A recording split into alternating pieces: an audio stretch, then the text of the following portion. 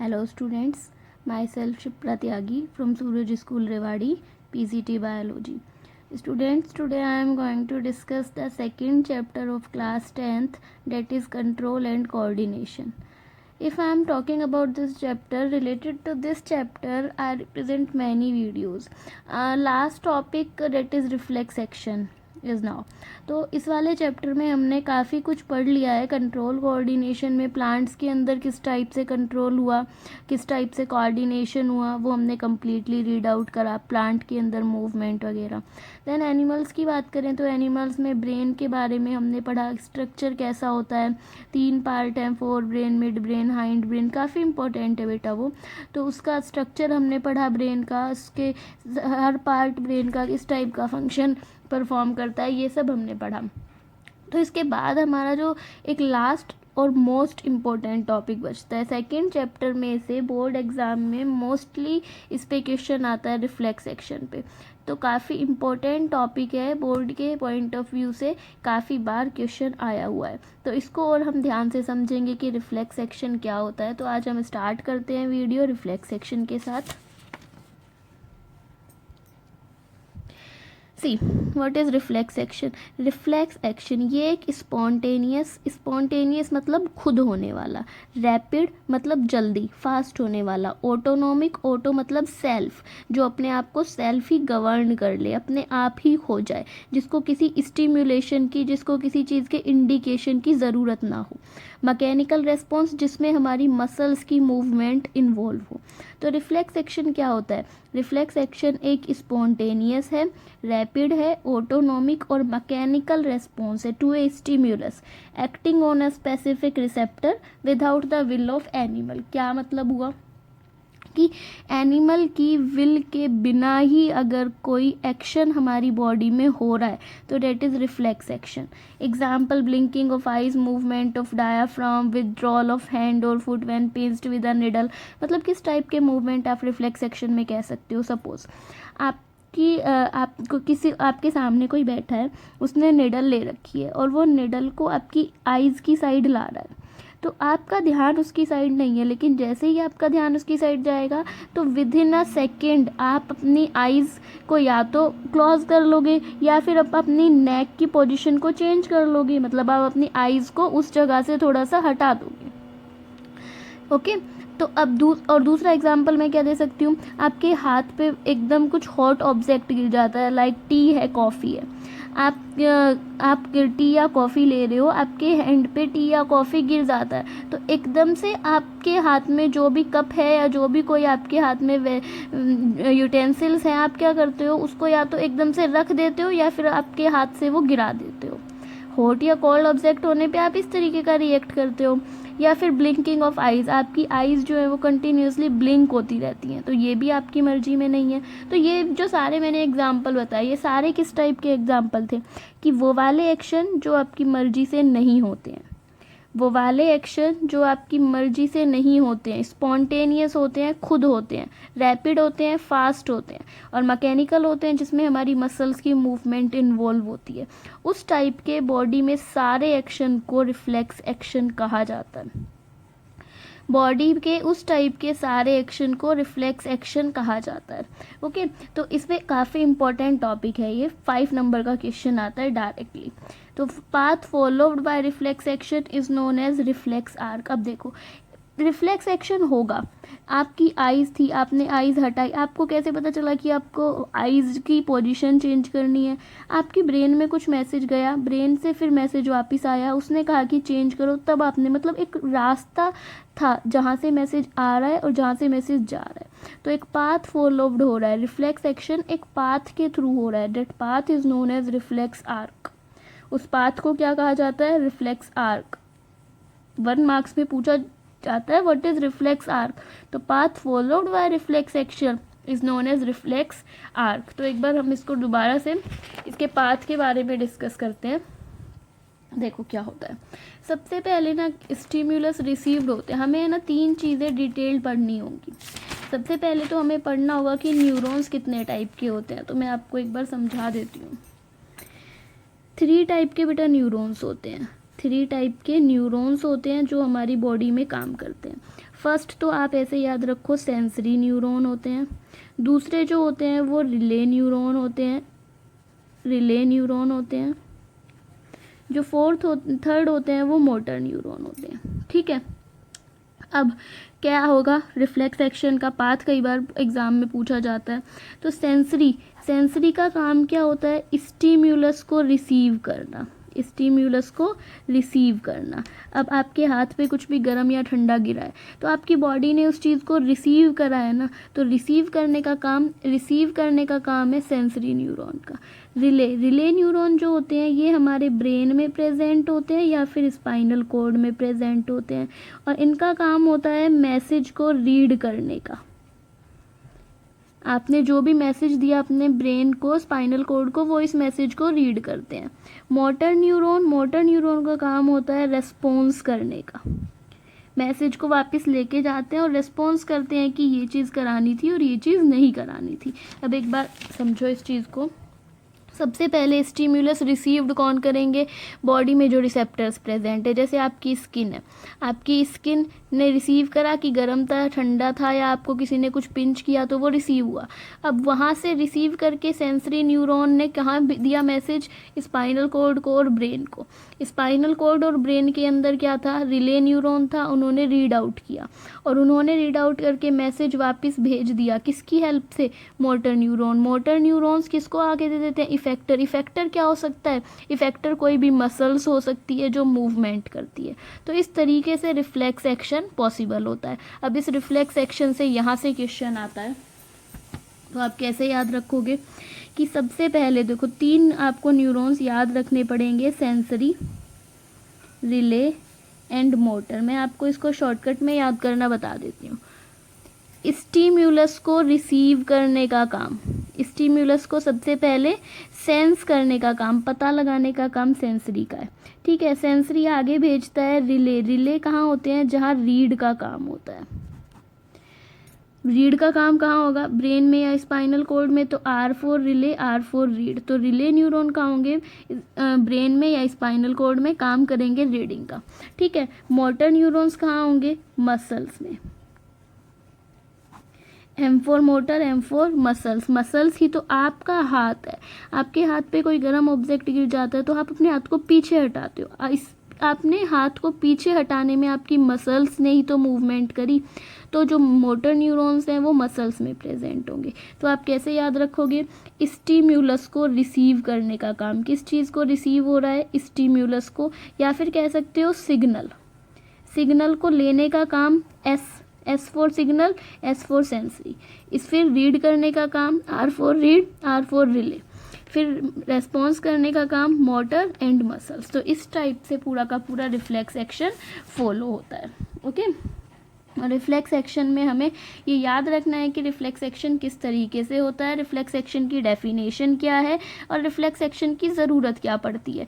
Important topic है कि reflex action की ज़रूरत क्या पड़ती है। ब्रेन ही क्यों नहीं काम कर लेता, ब्रेन हमारा बहुत ज़्यादा कॉम्प्लेक्स स्ट्रक्चर है और बहुत सारे काम करता है। कई बार क्या होता है, बॉडी में किसी एक्शन को फास्ट रिएक्शन की रिक्वायरमेंट होती है। बॉडी में कई एक्शन ऐसे होते हैं जो फास्ट रिएक्शन मांगते हैं, तो ब्रेन उस चीज़ों में टाइम लगा देता है। इसीलिए कुछ एक्शन जो होते हैं वो हमारा स्पाइनल कॉर्ड फॉलो कराता है, तो स्पाइनल कॉर्ड ही मेनली रिफ्लेक्स एक्शन कराता है। लेकिन रिफ्लेक्स एक्शन दोनों टाइप के हो सकते हैं, जो ब्रेन कराए वो क्रेनियल होता है और जो स्पाइनल कराए वो स्पाइनल होता है। लेकिन क्रेनियल बहुत कम होता है, ओनली 1%। अगर स्पाइनल कॉर्ड में कुछ प्रॉब्लम है तो ही ब्रेन रिफ्लेक्स एक्शन के लिए रेस्पॉन्स करेगा।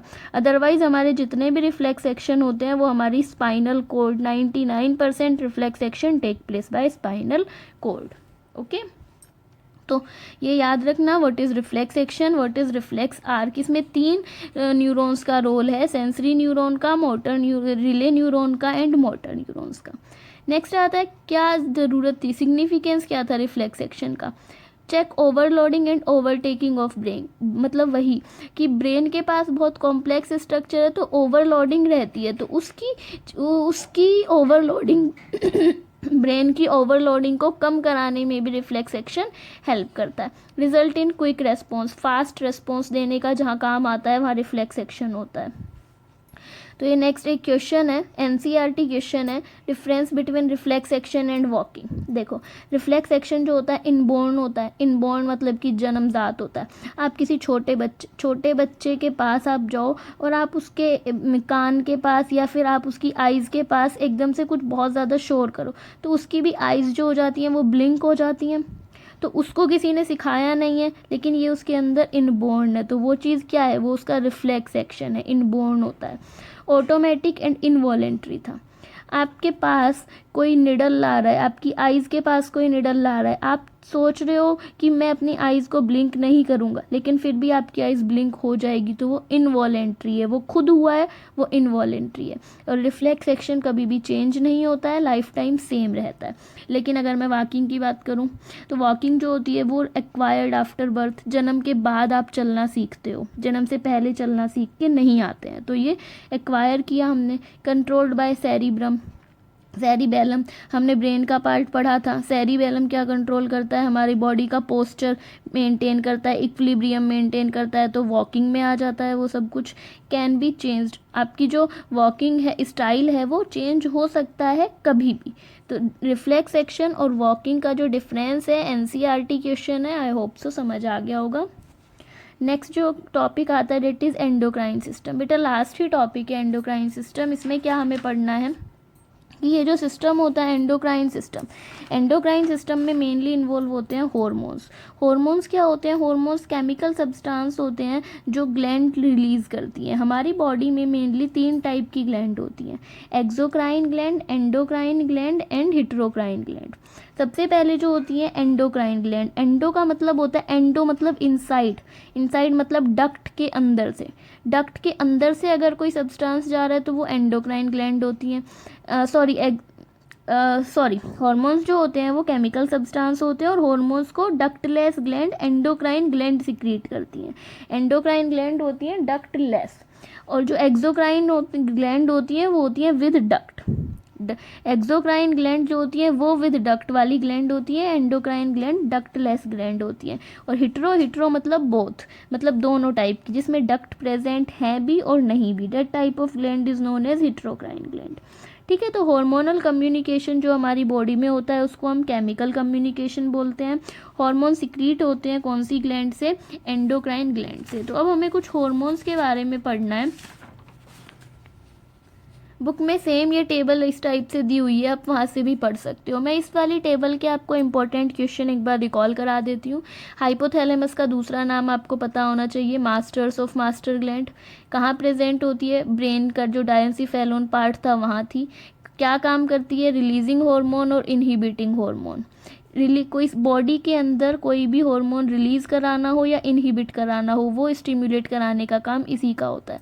मतलब पिट्यूटरी ग्लैंड को सिग्नल देती है हार्मोन को रिलीज़ कराने के लिए। तो पिट्यूटरी ग्लैंड मास्टर ग्लैंड है, ब्रेन के बिनेथ प्रेजेंट होती है। ये क्वेश्चन आता है कि पिट्यूटरी ग्लैंड के फंक्शन बताओ, पिट्यूटरी ग्लैंड के हार्मोन बताओ। तो पिट्यूटरी ग्लैंड के बहुत सारे हार्मोन होते हैं। एफएसएच जो हार्मोन होता है ये रिप्रोडक्टिव सिस्टम हमारे 3rd चैप्टर में आएगा।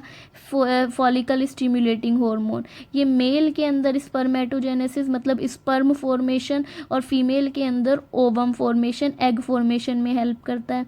ल्यूटिलाइजिंग हार्मोन एलएच जो होता है ये मेल के अंदर टेस्टोस्टेरोन हार्मोन को रिलीज़ कराने में हेल्प कराता है। ओव्यूलेशन मतलब फीमेल्स के अंदर रिलीज ऑफ एग में हेल्प कराता है।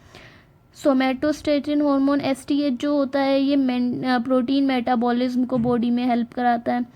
प्रोलैक्टिन जो होता है ये मिल्क ग्लैंड होती है जो मिल्क सिंथेसाइज कराने में हेल्प करती है, जिससे न्यूबॉर्न बेबी फीड अप करता है।